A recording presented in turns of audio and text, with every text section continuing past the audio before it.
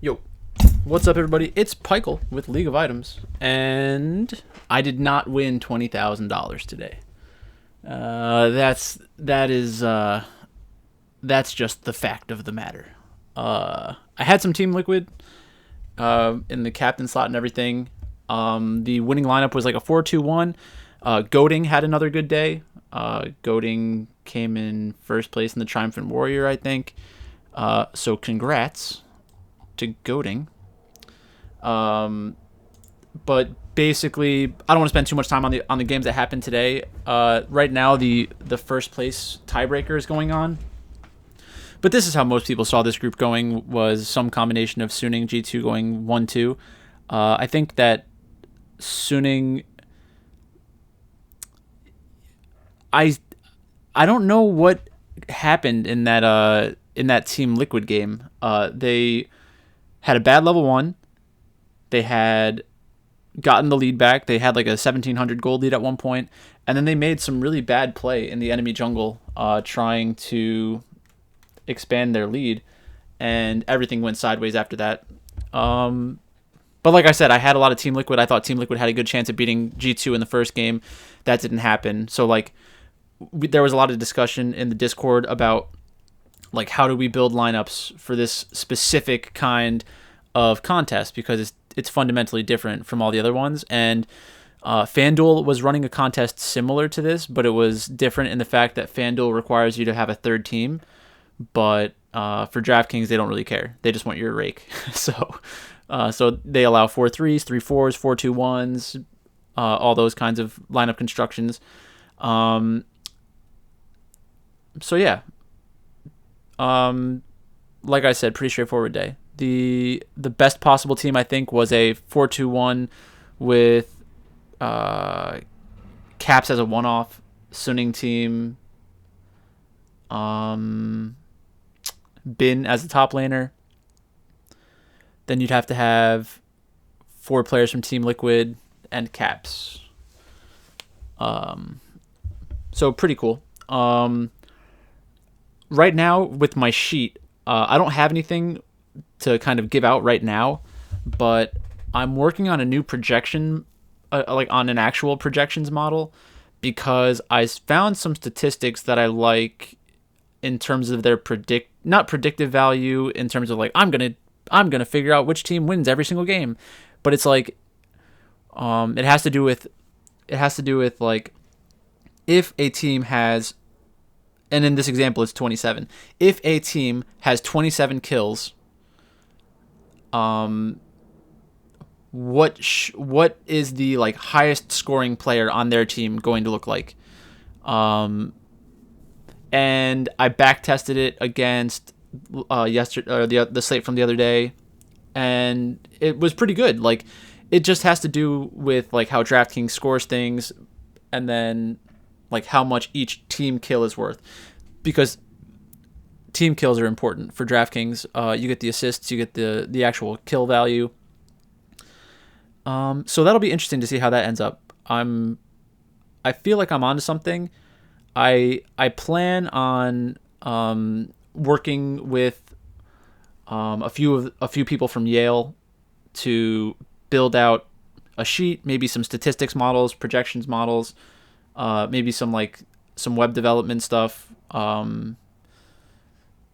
and we'll see how that ends up going, because it should be relatively simple. It's just I don't have the technical ability to do it yet. Like, maybe I could figure it out, but I mean, I'm making content, I'm working full time, just not a lot of extra time for me to do that kind of stuff. And there are a lot of people with the knowledge of web development, statistics, mathematics, and League of Legends, like in the Yale community that I'm a part of, like coaching and being active in their Discord.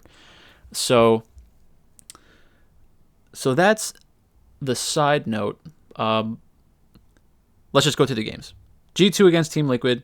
G2 won the first game. They were 323 favorites. Suning beat Machi. They were 526 favorites. G2 beat Machi, 500 favorites.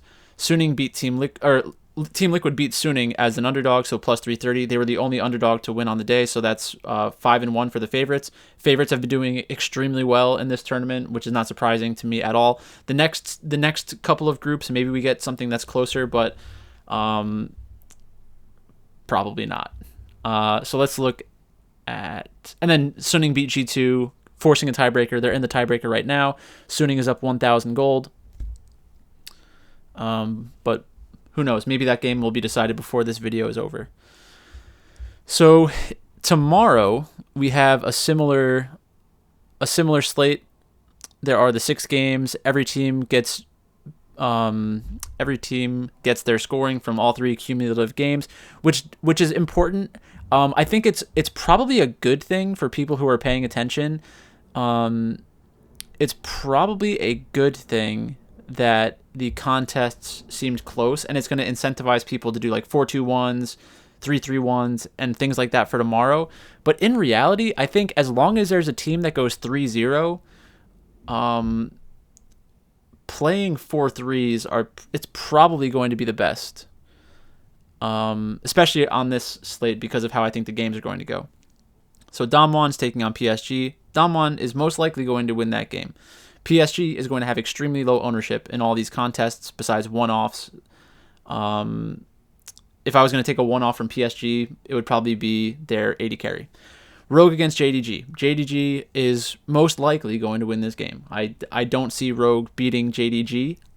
What it would require is JDG having a horrible early game, giving up a couple of dragons, giving up 3 dragons probably, and then saying, the 4th dragon, we'll just fight them. And if that's the case, if Rogue is winning in that situation, I don't think they'll score very much. If JDG wins, the upside of their kill total is going to be determined by how much Rogue wants to fight for objectives.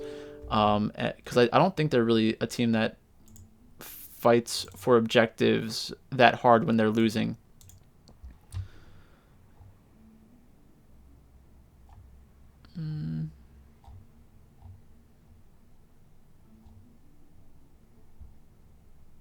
Just got an email. Okay. Damwon against Rogue, same thing. JDG against PSG Talon, same thing. PSG. These are the 2 games that will probably decide how everything ends up.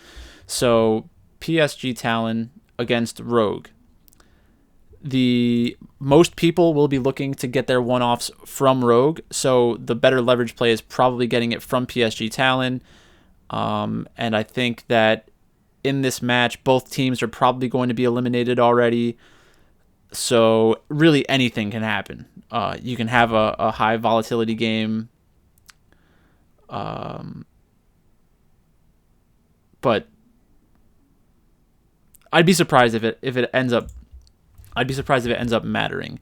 So theoretically, you could be asking yourself the question, do I take a chance on PSG Talon or Rogue as my primary stack? Because I think that in their one victory, they will score enough points to compete with JDG or Damwon, whoever ends up going 3-0. So then we have to ask ourselves the next question. In JDG versus Damwon, who do we want to win and get the 3-0 in order to give that underdog the kind of chance? I think it's most likely that JDG is the better one for that scenario. So if you wanted to have PSG or Rogue as your primary stack, I'd say you probably want JDG. But if you're going in that direction, you're basically like lighting money on fire, in my opinion. Like if you want to play it in a 20,000 to first GPP, that's probably the situation that you'll need to justify the upside of the lineup, or to justify spending money on that lineup with the upside. So that's basically it. Like I said, it's a new format. It's a little bit different from FanDuel. So I don't think there's a huge edge for people that were playing FanDuel earlier. Just don't think there's an edge for them.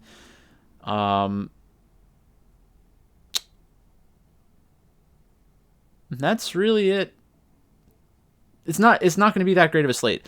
The one on October 10th should be very interesting because of how the games played out the first time, and I think it might give people some different opinions of who's good and who's actually not good. But I'm not going to spend much more time on tomorrow's slate other than building lineups and talking in Discord. So thanks for watching. and I will talk to you tomorrow.